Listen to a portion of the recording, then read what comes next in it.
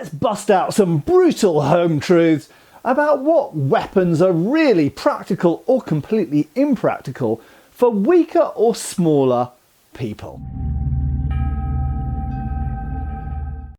Hi folks, Matt Easton here, Schola Gladiatoria. Now recently I did a video collaboration with Scalagrim, go and check that out, where we debated the various weapons which would be good or terrible or average for a small female adventurer in the fantasy world. But let's break that out, because actually I get asked this question a lot. Let's just assume a smaller or weaker, below average strength or size or girth or height person. What weapons really are disadvantageous or might be advantageous for them to use? And we're going to break this down into missile weapons, pole arms, and shorter sidearms as well. And you can use this for your fantasy environments, role-playing games, books, whatever, or indeed this would apply to the real historical world. But if you're finding it a bit cold outside at the moment, or indeed you've got some spare time over the Christmas period, I've got just the thing for you. Let's go and check it out. So the game I play on my mobile more than any other over the last few years is Raid Shadow Legends. That's right, and you can try it out right now using my link below or the QR code on screen for absolutely free, either on your mobile phone or on Windows or Mac. And if you download it right now, you've only got 24 hours to play the amazing Christmas event. And if you go to that through my link right now, then you could win $5,000. Also gaming consoles, smartphones, Amazon gift cards, and lots more. All you've got to do is click that link down below or the QR code on screen, and you've got to shoot Santa with some snowballs. Now, if you're a new player, if you download the game right now with that link, you can get a legendary hero, the Monkey King, Sun Wukong, who's going to give you an amazing start into the game, enabling you to kick ass. Got to use the code Monkey King within the first 72 hours after downloading and registering the game. That's only for new players, and the code's only active until the 7th of January. He's a legendary character, super powerful. Sun Wukong, one of his amazing abilities is that he can remove all buffs before attacking an enemy. One of the great things about Raid is there's tons of different ways to enjoy the game. You've got campaigns, dungeons, faction wars, arena, which is my favourite, and I like fighting against other players. So if you click that download link right now or scan the QR code on screen, you will, upon registration, get Vergis, who's considered by many as one of the top 3 characters in the whole game. And when you reach level 25, you'll get Rector Draff. She's the intimidating spirit that floats around the Revenant's castle and is one of the strongest support epics, providing a versatile kit consisting of buffs, heals, and revives. With Necro Mutation, she heals all allies by 20% of her max HP. Rector Draff is super powerful, and you're going to want her on your team. Normally the cost of this package would be $60, but you're getting it absolutely free here for an amazing epic start into the game. I play Raid regularly, and I really wish I'd had these when I was starting out. So give it a go, there's nothing to lose, it's absolutely free, and there's loads of free stuff there. Clicking that link or scan the QR code on screen, give you lots of fun over Christmas, and there's that special Christmas event. Once you're in game, you can find me under the name Captain Context, and if you're quick enough, you can join my clan. And you can help support this channel by clicking that link as well. So thank you to Raid for sponsoring this video and this channel. So thanks for sticking with me. Now let's get back to the main topic of this video. So I'm going to break this down into various groups, and I even have notes here. Right, so first of all, before we get on to the mace and the sword there, we're going to talk about bows. Now, this is heavily inspired by a recent conversation I had with my good friend Jacek, who's a member of my club, Schola Gladiatoria, but he was also very heavily involved in shooting traditional bows, thumb draw particularly. He's a member of Thumb Shooters UK. Now, one of the big bugbears, and I've done dedicated videos about this before, and I'm sure other people have as well, is that in fantasy or indeed historical fiction, there is this idea that, oh, if you are smaller or weaker, you must use a bow. Now, the typical comeback to that, of course, is that, yeah, but heavy warbows are heavy and strong to pull. And we often point out that in movies like Lord of the Rings or even Gladiator 2, people are pulling these heavy bows, and then the commander is going, hold, hold, wait until you see the whites of their eyes. And this just doesn't work with a bow. Not only is it putting the bow under huge amounts of strain, it's not designed to stay flexed like that for a huge amount of time, but your body, of course, okay? If you're using a maximum to you effective draw weight bow, which for me in my not very practiced state is probably about 70-80 pounds draw weight is my maximum comfortable shooting range at the moment. With practice I can get up to 100, and I used to, but I can't do it at the moment because I'm out of practice. So for a person who is trained, they have a maximum optimum weight at which that is the most efficient and effective bow that they can use to repeatedly shoot, and to shoot for some amount of time and shoot a number of arrows. But that doesn't mean that they can go to full draw, this is about 70 incidentally, and stay there for huge amounts of time because your muscles give up, obviously. But what people often overlook is that even if you use a bow which is a little bit lower than your maximum and you can stay at full draw for a long time, this isn't conducive to good shooting. With traditional materials, the longer that bow stays bent, if it's made of wood, horn, sinew, things like this, the longer it stays bent, you're actually losing energy from the bow. This is even true with modern materials like elastic, like slingshots and harpoons. The longer they are loaded, the less energy they're going to put out because the materials start to bend and stay bent, essentially. But additionally, accuracy. The longer you're at full draw, the more inaccurate you're going to become. So how does this relate to our fictional person or our fantasy character? Fundamentally, if you're using a military weight bow, the standard answer is the stronger you are, the better. Because if you can use a 160-pound draw weight war bow like Joe Gibbs over on Todd's Workshop channel, then that's indeed going to be a lot more useful militarily. You can shoot a heavier arrow further and it's going to have more effect against armour. However, does that mean that weaker people can't use bows in warfare?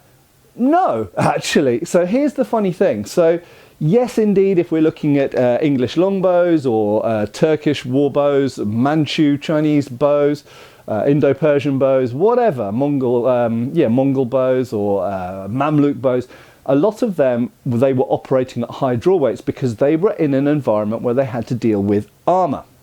So they wanted to shoot a heavy arrow a relatively long way and still have some effect against armour, be it mail or gambeson or whatever. Probably not plate, but nevertheless you can find gaps in plate. But that doesn't mean that lighter bows haven't been used in warfare, and in fact they have. And a very famous example is actually Native American bows. A lot of Native American bows are not very high draw weight at all. 50 pounds, something like that. So, and often they're not drawn all the way back to here. Some of them are drawn sort of to a chest drawer and things like this. And why did they not need particularly heavy bows? Because they were getting, usually for hunting, close to their target, but also in war. They weren't shooting volleys from far, far away, usually. They were getting close to their targets, and they were shooting unarmoured people. So, here's the thing. A typical bow, yes, indeed, a smaller or weaker, if you're a halfling or you're just a weak person, a weak human, in a historical environment or a fantasy environment, then yes, you can still use bows as a weapon, and I'll come back to that in a second. You can still use bows as a weapon, but you have to bear in mind that there is a big difference between a war bow and a hunting, a lighter bow. And you have to take into consideration that you would use those bows in different ways, and they would have different effects on different targets. Now, before I go ahead into some other missile weapons, I'm going to rattle through these things quickly. I want you to bear in mind that anything can be used as a weapon, okay? So before we consider that any weapon is completely useless, we have to bear in mind that any person is more effective with a weapon. So any person with a kitchen knife in a modern environment is dangerous. It doesn't matter if it's a child, it doesn't matter if it's a very weak, fully grown adult, someone who's got some kind of illness. If they're holding a kitchen knife, they're dangerous. So I just want you to bear that in mind when we're going through all of these things, is that whether we're talking about a historical environment with levied troops from a town who aren't trained soldiers, if you stick weapons in their hands, they become still somewhat effective. Similarly, an angry civilian with a kitchen knife is a really dangerous thing. Right, so back to the missile weapons. Scal and I talked about crossbows, and I think there's no question that crossbows get over a lot of the problems of bows, because you don't need very much physical strength. You can have an incredibly powerful crossbow with a windlass or a cranacin or a goat's foot lever, or belt hook or whatever, and you can have a pretty powerful bow, but it's a relatively slow shooting rate. Okay, so crossbows, fantastic weapons for people, much the same as firearms, incidentally. They're the same, occupy the same kind of realm. Crossbows, fantastic weapons for weaker people or people who just can't, you know, operate the sort of the most powerful handheld weapons like that. Now, here's an interesting one, and I don't think Scala and I touched on this before, and that is thrown weapons. Now, this often gets overlooked. I think bows and crossbows get a lot of attention on channels like mine, but thrown weapons like spears, like this Roman pilum here, or any other type of throwing spear, are actually historically as predominant in warfare and in tribal cultures as bows are. And in fact, there are many cultures where they didn't really use the bow much for war, but they did use thrown spears a lot for war. And there's an awful lot of African countries, for example. We go to Australia, Australian Aborigines used the thrown spear, they didn't use the bow. Native Americans are sort of famous for bows, but actually they did use thrown spears quite a lot. And obviously all of the tribal groups of the ancient world in Europe also used thrown spears. I mean, you know, Greek hoplites, they might have used some archers as auxiliaries sometimes, but fundamentally they were spear and shield armed troops. So the thrown spear, do you need to be very strong to throw one of these? Well, I would argue actually no. So a smaller or weaker character in fantasy or in history, so long as you can teach them the rudiments of chucking one of these are quite OP. So I've done some videos quite a long time ago now where I threw Pila against armor, steel plate, and against shields and against various targets. These are hugely powerful. And yeah, okay, so I used to, you know, I'm not the best javelin thrower in the world. I'm not one of the pros that you might find on Todd's channel throwing javelins. But I used to throw javelin at school, so I was on the athletics team, and I used to throw javelin, so I can sort of throw a spear-ish. And obviously that was a long time ago. But someone who is just given the technique such that they can cast this a relatively short distance. Because bear in mind, a lot of these spears were thrown really only at 20 yards maximum, and very often less than that. So long as you're given the technique such that the head is going to hit, once you've thrown the thing, and basically anyone can throw a thing, it is the mass times the velocity hitting the target, and it's a lot. Okay, so you don't need to be hugely big or strong to throw a spear, and indeed a pilum is a fairly heavy spear actually to be throwing. You can make a lighter one. So my sort of answer would be, if you have a character or you're thinking about a historical setting where someone is smaller or weaker than the average, you can give them javelins to throw, and you just make them light javelins, and they're still, you know, darts essentially, a bit like the plumbata that Todd's shown a lot on his channel. Someone who just throws a load of plumbata or light javelins is going to be really, really effective, either in skirmishing and close combat, personal defense, or on the battlefield. Now, while we're talking about missile weapons, I'm also going to mention the sling. This is something that Scala and I kind of overlooked last time, and I admit I ain't no slinger, so I don't know much about slings.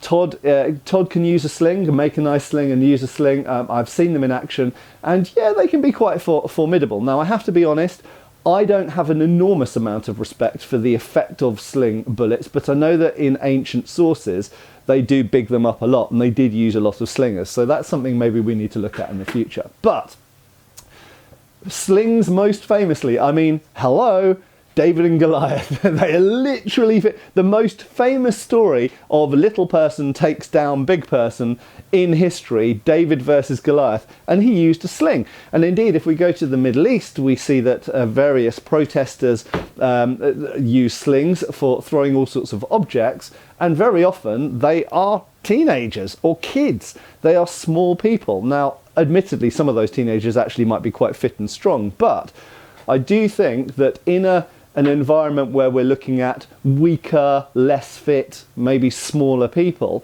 slings are a weapon which they can easily use and at least have some effect on enemies. But as per the David and Goliath tale, I'm somewhat dubious of the effect of sling bullets or stones on armour. But I think in an environment where we're dealing with unarmoured or lightly armoured people, where there might be, you know, open faces and this kind of stuff, I think these weapons are going to have quite a lot of effect. So I think that's a decent weapon to consider as well. Right, this is going to be a contentious one. I'm going to talk about polearms now. Now, my observation of using polearms over the years, and yeah, okay, I'm holding a poleaxe, which is sort of an extreme example, but there are a bunch of medieval and Renaissance polearms which are really quite heavy and energetic to use. And I would also throw into that category two-handed swords. Okay, so if we're talking about things like poleaxes, halberds, certain types of glaive and partisan, big two-handed swords, these are some of the heaviest weapons. It doesn't matter whether you're talking about European examples or Chinese examples indeed, or various other Asian, Indo-Persian large examples. These are some of the heaviest weapons that have been used in history. For that reason, I do think that by and large they are poorly adapted to the use by people who are smaller or weaker. And the fact is, if you get two people with halberds or poleaxes who go at it, the person who has longer arms, taller height and is stronger is, I'm afraid, generally speaking, going to have a big advantage. And I do think that with these big, relatively cumbersome weapons, the more strength you've got, the more useful they become. Okay. However, that isn't true of all polearms. So I'll put down the poleaxe, as I said, is a rather extreme example because it's big and heavy. However, the obvious example of an incredibly prevalent pole weapon is a spear. Okay, now it's my observation that particularly in groups, you can get a bunch of people who are not very fit and not very strong, and if you put them in a group with spears, they are extremely effective. That's not to say that strength isn't useful, okay? So being stronger, because you're still dealing with all the same leverage that you are with any other weapon, being bigger, being stronger is an advantage with a spear. However, I think that in relative terms, stabbing the ceiling there, in relative terms, the spear, the strength is less of a factor than it is with something like a poleaxe or a big sci-hander or two-handed sword. So I'm not going to go into an enormous amount more depth there because there's more weapons to consider. But I do think if you're looking at weaker, less fit, physically disadvantaged characters, giving them a spear is a really, really good choice, because sword versus spear, for example, the spearman pretty much always has an advantage out of armour. Armour changes things, we'll get to that in a second. And it's my observation from years of HEMA that you can take smaller, less trained, weaker people, give them a spear, and they suddenly become really effective and really dangerous, even against well-trained people with swords. And sort of on that topic, the other weapon which is extremely popular and common throughout history is the shield. Now again, shields can actually be quite heavy and cumbersome, although they're not all. Viking era shields, actually for their size, are quite light, but something like a Roman scutum is fairly heavy. A hoplite shield is quite heavy as well. So there are heavier shields, there are lighter shields. If you take a Zulu shield, very, very light. It's basically a stick with a cowhide on it, incredibly light. But shields are a game changer. So when we're talking about dealing with people with swords or people with spears, some of the most common hand weapons out there, as soon as you throw a shield into the equation, it makes a person a vastly more effective unit. So I would say, and this is regardless of their size, regardless of their strength. And here's a funny thing as well. So a smaller person, talking specifically about height here, a smaller person either doesn't need such a big shield to cover themselves, or if they have the same size shield, they can get more of themselves behind it. So if you imagine, if we go to a fantasy environment where someone is of a dwarven race or halfling or something like this, and they have this shield, this to them is going to be like a pavis, and they'll be entirely covered behind it. Also, if we assume that a person is smaller but not necessarily weaker, they are essentially, in relative terms, they don't have to carry such a heavy shield. One of the disadvantages, if you have a large shield anyway, of being tall, is you have to have a longer shield to give you the same coverage, and that really increases the weight of it. So if you don't have proportionally greater strength as well, then you're now carrying a much heavier shield, which is more tiring and also more cumbersome and slightly less responsive, a little bit slower to move. So shields, big game changer, and I would say for the smaller or weaker characters, shields and indeed spears put together become incredibly formidable. And yes, strength is always useful. Yes, size is always useful, although it can make you a bigger target against missiles and less covered by your shield. But generally speaking, the spear and the shield together are a really good combination for anyone, regardless of their size, even if they're smaller and weaker. So what about these medium length weapons, for example, like swords, maces, axes, things like this? Well, generally speaking, as I said with the kitchen knife anecdote, basically anyone with a sword in their hand becomes instantly really dangerous. You've got a weapon which is completely edged all around, usually has a point on it. So anywhere, no matter how strong they are, anywhere you come close to them, you stand the risk of getting things severed, pierced, and whatever. So any type of sword, generally speaking, is going to be a good choice for the weaker or smaller person. Doesn't matter whether you're the fantasy kobold or goblin or halfling or dwarf or whatever. Okay, edged things, very dangerous. We'll talk about armor in a second because this changes everything. So generally speaking, let's not get into the nitty-gritty of types of swords, but swords are a really good choice because they are back-weighted towards the hilt, they are nimble, and they are fully edged, and basically anyone can easily handle a sword. Yeah, okay, if you're weaker, you might have a lighter sword, you might bring the weight back towards the hand. If you're shorter, you might choose a shorter blade because it's more nimble for you, or you might choose a longer blade because it compensates for your lack of reach. These are choices that you have to make. But generally speaking, a sword is a good choice. Bludgeoning weapons, however, top-heavy weapons. So I've got a mace here. Let's just grab this axe. Okay, so these, or indeed the warhammer, the wall hammer up there, which has been with me for all these years. These are a little bit of a different kettle of fish, and I personally would say that these are disadvantageous weapons for the smaller or weaker person to choose because they are top heavy. That means that if I am 20% weaker and perhaps 20% smaller than the person I'm fighting and they are using the same weapon, I am going to be disproportionately more encumbered and inhibited by the top heavy nature of these weapons. The fact that I am smaller and weaker is going to make these weapons even slower to use. So I would be better off, even if my opponent has one of these, I would be better off in going, well look, I'm never going to hit as fast or as hard as that bigger opponent, but if I use a sword, this is now a quick, nimble weapon which works on its sharpness on both edges, its piercing point, and its relatively nimble movement. This is a better choice to go for.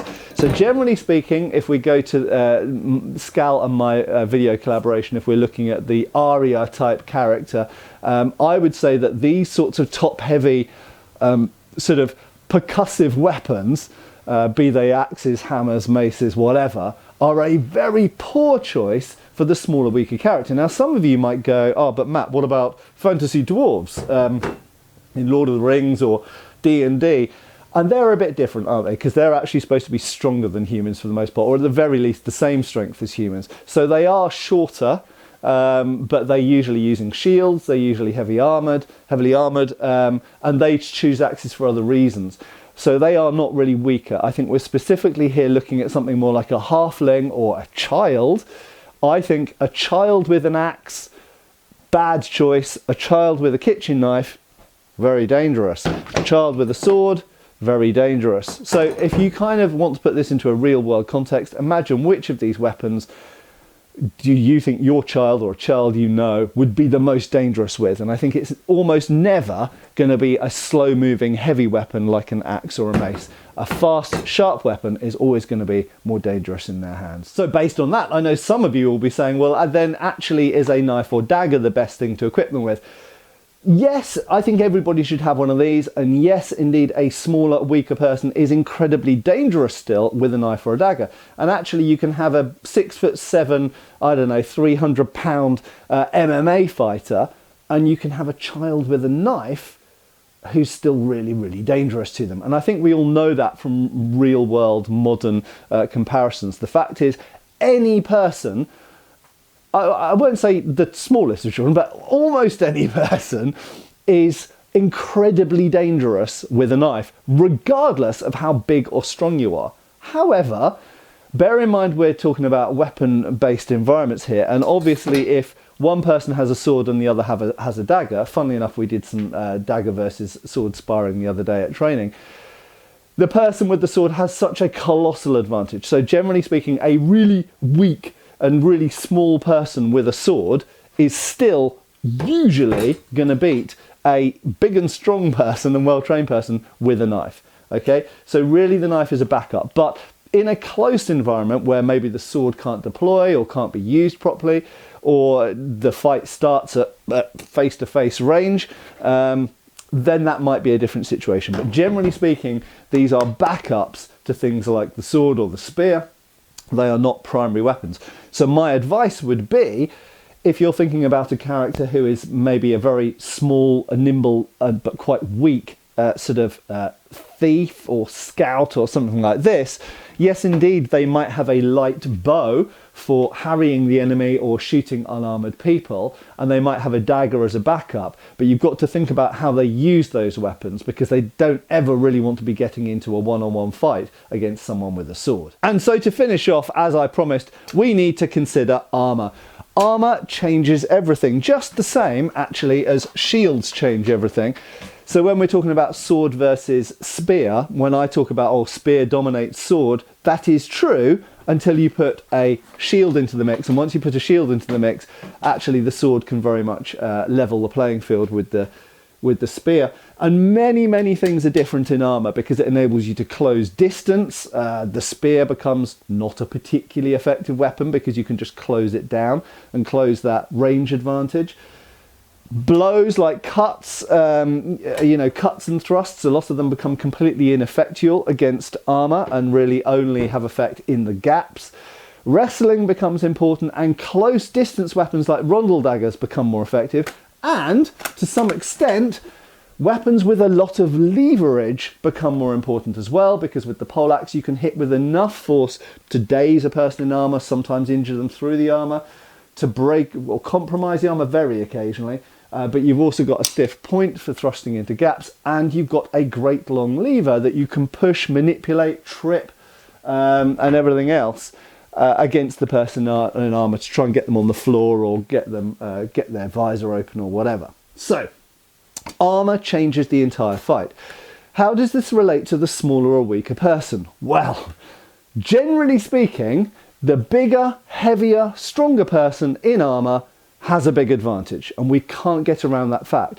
So if you're looking at characters who are maybe children, or they're halfling sized, or they're very weak or debilitated from illness or some condition, then generally speaking, putting them in armour and putting them against other armoured people is not going to go that well for them. You need strength, you need stamina, and size, weight, muscle, and brawn helps a lot in armour as well, for all the reasons I've just mentioned. However, there are some mitigating points to this. One is that, much like shield size, if you are smaller, you actually can get away with wearing smaller armour, obviously, because you don't have such a big body. Now, the funny thing I've noticed over the years is very big people have to have very big armour. And the more particularly girth you have, but also length, the more amount of steel there is on your body, which means the more weight you're carrying, which slows you down, and it's more fatiguing on your muscles.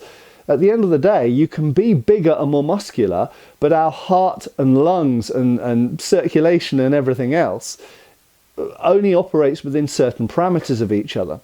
So one of the problems of being excessively big is you have to wear a huge amount of armour, which becomes excessively tiring and cumbersome as well, slows you down. So I'm not saying that a smaller, weaker person can't be incredibly effective in armour, but they are usually in one-on-one operating at a disadvantage. However, on campaign or as part of a larger fighting force, they might actually have some advantages because they might be a little bit quicker, might be a little bit more nimble on their feet and things like this. So, As always, it's about context. And so I think if you're thinking about historical writing, historical research even, or if you're doing fantasy writing or RPGs or whatever, you can have your smaller, weaker character in armour, and that will always, someone in armour is always more effective than out of armour. It means that they can take all sorts of blows and arrows and crossbow bolts and sword cuts and everything else, and it won't necessarily wound them or even hurt them at all. So it does make every individual more effective than they would be otherwise. But if they are fighting in armour, then you need to think about, okay, if they're going one-on-one against another armoured opponent, how big is that opponent and what are the relative strengths and weaknesses of those two things? And, you know, we do get to the old Oberyn Martell versus the Mountain fight here. And really, it would be possibly within the interests of the smaller, weaker person to actually deliberately accentuate the lightness and maneuverability of their armour, perhaps at the expense of some protection, so that they could maximise their stamina, how long they can fight for, how quick they are, how nimble they are on their feet, versus a bigger, more cumbersome opponent, and really kind of try and sort of outfight them in terms of speed and technique, rather than trying to go in and wrestle with someone who's going to fall on you and break all your limbs. Anyway, so it's something to consider. So there we go. I think hopefully that's given you a fairly comprehensive view of the topic. Generally speaking, I think if you're looking at historical fiction or historical research or fantasy writing or game planning, then your smaller, weaker characters actually can use any weapons, okay? They can be in armour, they can be out of armour, they can use various types of bows, they can use, obviously, crossbows and things which don't really require strength. In terms of hand weapons, they're better off with nimble, sharp weapons rather than heavy bludgeoning weapons, but they can use either if they have to, if that's the only choice they've got. And in terms of polearms, at least against like for like, they're going to be less disadvantaged with a spear than they would be with something like a halberd or a poleaxe. And generally speaking, you always want to think about fighting to your advantages. If you are smaller, then you're a smaller target. A shield will cover more of you, you're less of a target for missiles. Build that into your imagining of the situation and how things pan out. Equally, you're even a smaller target for even thrusting out with spears and things like that. And you fight to your advantages. So going for the taller person's legs, don't wrestle with someone who's bigger and stronger and heavier than you, and attack from behind and at night when you can. Anyway, I hope this has been entertaining and interesting. Your thoughts, your comments down below. Do you agree? Do you disagree? Other ideas? What other weapons do you think I should have considered? Thanks a lot for watching. I have been Matt Easton. I will continue to be again next time. Cheers, folks. Thanks for watching. We've got extra videos on Patreon. Please give our Facebook a like and subscribe if you haven't already. Cheers, folks.